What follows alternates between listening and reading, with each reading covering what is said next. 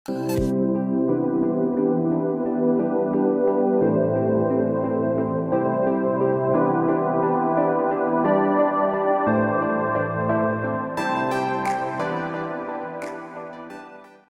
susun khotbah ini, saya benar-benar merasakannya seperti ini.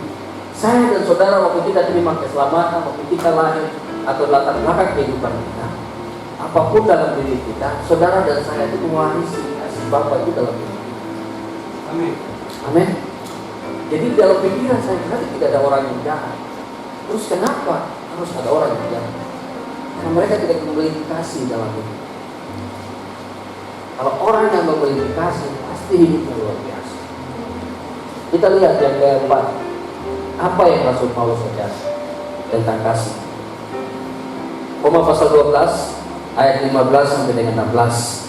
Tolong dibacakan oleh Bapak Romi.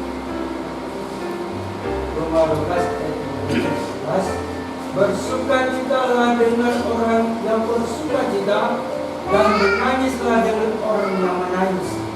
Hendaklah kamu sehati sepikir dalam hidupmu bersama. Janganlah kamu memikirkan perkara-perkara yang tinggi, tetapi arahkanlah dirimu kepada perkara-perkara yang sederhana. Janganlah menganggap dirimu pandai. Ya. Hendaklah kasih itu apa? Bersukacita dengan orang yang bersukacita dan menangis dengan orang yang menangis. Saya baca buat kita di ayat 15. Bersukacitalah dengan orang yang bersukacita dan menangislah dengan orang yang menangis. Ayat 16 berkata, hendaklah kamu sehati sepikir dalam hidupmu bersama. Janganlah kamu memikirkan perkara-perkara yang tinggi, tetapi arahkanlah dirimu kepada perkara-perkara yang sederhana. Janganlah menganggap dirimu pandai. Saudara, yang kelima, nanti kita kembali ke yang keempat. Bersukacitalah dengan orang yang bersukacita dan menangislah dengan orang yang menangis. Jadi hendaknya kasih itu bersukacita dengan orang yang bersukacita dan menangis dengan orang. Artinya kita berbagi hidup, berbagi rasa, berbagi kesehatan. Amin, saudara. Coba kita merenungkan hati kita. Apakah saya sudah membagi hidup dengan orang lain? Apakah saya sudah bisa merasakan waktu orang lain merasa dia susah, saya juga ikut susah. Waktu dia senang, saya juga ikut senang. Pernahkah saudara merasakan hal seperti itu? Jadi hari ini dari firman Tuhan ini kita belajar bahwa kita mengintrospeksi hati nurani kita.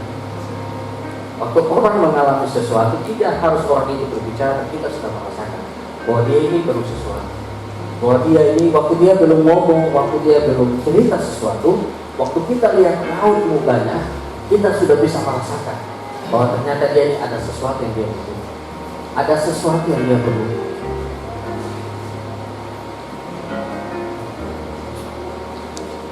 Jadi,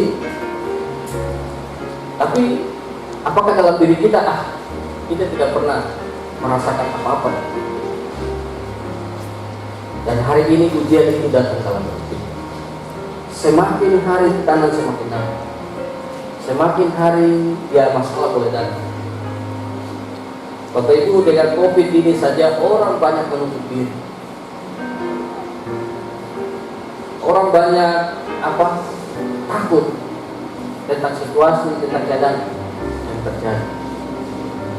Jadi itu adalah pintu di mana kasih kita itu akan diuji. Itu awal di mana saudara dan saya diuji hati nurani kita. Apakah kita masih memiliki hati nurani kasih itu dalam diri kita? Kita kembali ke bagian 4. Hendaknya kasih itu saling membantu orang-orang yang berkekurangan dan memberikan tumpangan. Roma 12 ayat 13 dan 14, Bapak Romi boleh baca. Yang Tuhan 13, bantulah dalam kekurangan orang-orang kudus, dan usahakanlah dirimu untuk selalu memberikan tumpangan. Berkatilah siapa yang menganiaya kamu. Amin. Berkatilah dan jangan mengutuk. Ya, ayat 13 berkata, bantulah dalam kekurangan orang-orang kudus, dan usahakanlah dirimu untuk selalu memberikan tumpahan. Berkatilah siapa yang menganiaya kamu, berkatilah jangan mengutuk. Ini berbicara tentang kasih. Oke, saya pikir cukup jelas buat kita. Ayat bagian ke-6, hendaknya kasih itu tidak membalas kejahatan dengan kejahatan, Roma 12 ayat 17. Kemudian yang ke-7, kita lihat di slide berikut, hendaknya kasih itu tidak menganggap diri lebih pandai dan hidup dalam penamaian dengan semua orang. Artinya saudara, kita jangan sampai kita menjadi sombong, kita menjadi lupa daratan. Jangan sampai kita sudah mendapatkan sesuatu dari Tuhan, kemudian kita mengalihkan perhatian kita tidak lagi kepada Tuhan, tapi kepada Tuhan. Nah, ini kita lihat, ini 7 hal terpenting dalam kehidupan kita sehari-hari yang Paulus ajarkan, Paulus ingatkan. Hendaknya kita saling membantu, saling memberikan pertolongan, lihat sesama, lihat kiri kanan, muka belakang, saudara perhatian. Karena saat-saat itu akan semakin diuji, saudara. Waktu-waktu yang akan datang akan diuji dalam hidup kita. Apakah kita masih bisa lihat orang lain atau tidak? Apakah kita masih bisa lihat saudara kita atau tidak? Apakah kita masih bisa lihat anak kita atau tidak? Saudara, itu akan diuji dalam hidup kita. Dan Paulus mengingatkan kita. Bapak Ibu, mari kita lihat dalam Matius pasal 22 ayat 34 sampai dengan 40. Kemudian apa yang Yesus ajarkan tentang kasih? Kita lihat. Hukum yang terutama dan yang pertama, kasihilah Tuhan Allahmu dengan segenap hatimu dan dengan segenap jiwamu dan dengan segenap akal budimu. Dan hukum yang kedua adalah kasihilah sesama manusia seperti dirimu sendiri. Bapak Ibu Saudara yang terkasih, hanya 2 hal ini yang terpenting dalam kerajaan surga dan dalam Alkitab yang hari saya dan saudara. Mari kita lihat dalam Matius 22. Jadi itu tadi hal terpenting yang Paulus ajarkan buat jemaat-jemaat.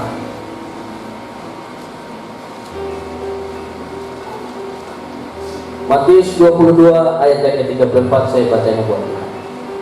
Saya membacakan firman ini buat kita. Hukum yang terutama, Matius 22 ayat yang ke-34. Ketika orang-orang Farisi mendengar bahwa Yesus telah membuat orang-orang Saduki itu bungkam, berkumpullah mereka, ayat 35, dan seorang dari mereka, seorang ahli Taurat, bertanya untuk mencoba dia. Ayat 36 berkata, Guru, hukum manakah yang terutama dalam hukum Taurat? Bapak Ibu lihat di ayat 37, jawab Yesus kepadanya, kasihilah Tuhan Allahmu dengan segenap hatimu dan dengan segenap jiwamu dan dengan segenap akal budimu. Ayat yang ke-38 berkata, itulah hukum yang terutama dan yang pertama. Ayat 39 berkata, dan hukum yang kedua yang sama dengan itu ialah kasihilah sesama manusia seperti dirimu sendiri. Pada kedua hukum inilah tergantung seluruh hukum Taurat dan kitab Patriark. Amin, saudara. Amin. Jadi 2 hal ini yang terpenting.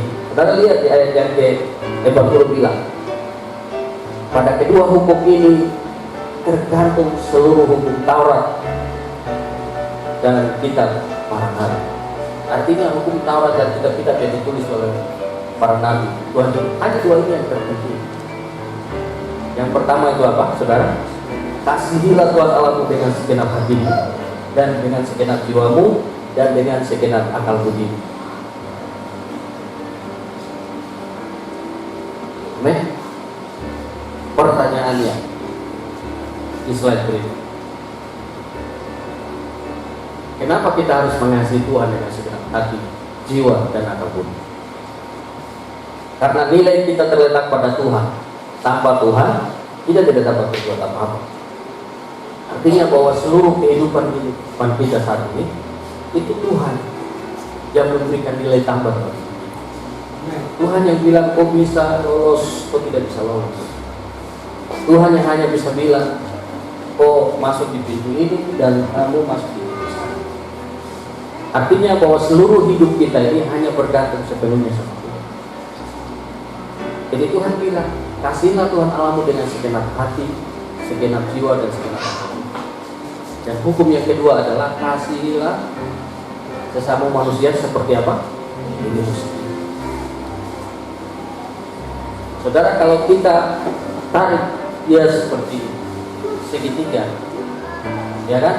Di sini ada Tuhan, di sini ada manusia, artinya orang lain, dan di sebelah sini ada. Berarti ketiganya itu akan jadi satu apa? Kesatuan. Kita mengasihi Tuhan itu sama seperti kita mengasihi orang. Kita mengasihi orang lain itu sama seperti saudara mengasihi diri saudara. Seperti saudara mengasihi Tuhan sama seperti saudara mengasihi saudara. Artinya bahwa dari semua kitab yang ditulis oleh para nabi, kitab Taurat, Tuhan bilang hanya 2 hukum.